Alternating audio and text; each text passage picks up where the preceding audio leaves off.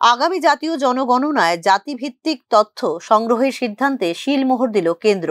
বুধবার প্রধানমন্ত্রী নরেন্দ্র মোদীর সভাপতিত্বে অনুষ্ঠিত মন্ত্রিসভার রাজনৈতিক বিষয় কমিটির বৈঠকে এই গৃহীত হয়েছে সিদ্ধান্ত।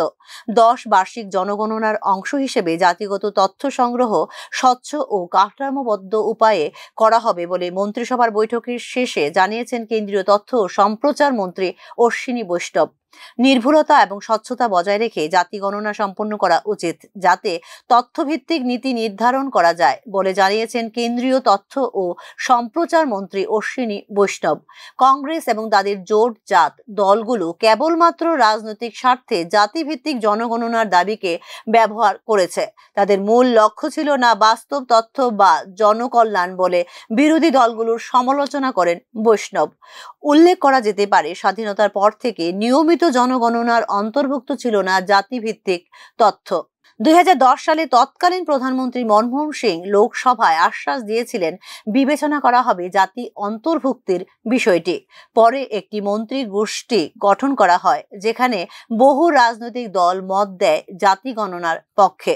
যদিও সেই সময়ের কংগ্রেস নেতৃত্বাধীন সরকার সামাজিক, অর্থনৈতিক ও জাতিভিত্তিক সমীক্ষা নামে করেছে পৃথক একটি সমীক্ষা।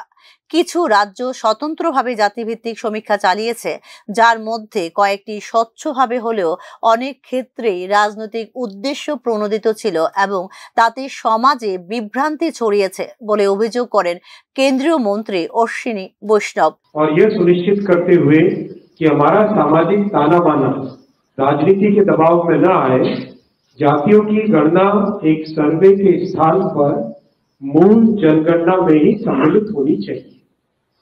इससे यह सुनिश्चित होगा कि समाज आर्थिक और सामाजिक दृष्टि से मजबूत होगा और देश की प्रगति भी निर्बाध चलती रहेगी।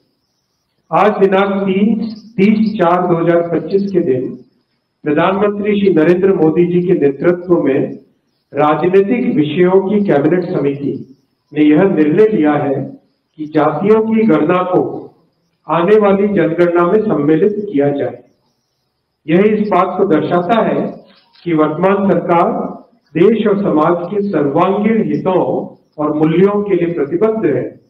जैसे कि पहले भी जब समाज के गरीब वर्गों को 10% आरक्षण का प्रावधान किया गया, तब भी समाज के किसी घटक में तनाव उत्पन्न नहीं हुआ था। এরই প্রেক্ষিতে জাতিভিত্তিক তথ্যকে জাতীয় জনগণনার অন্তর্ভুক্ত করার সিদ্ধান্ত নিয়েছে কেন্দ্রীয় সরকার বলে জানিয়েছেন তিনি।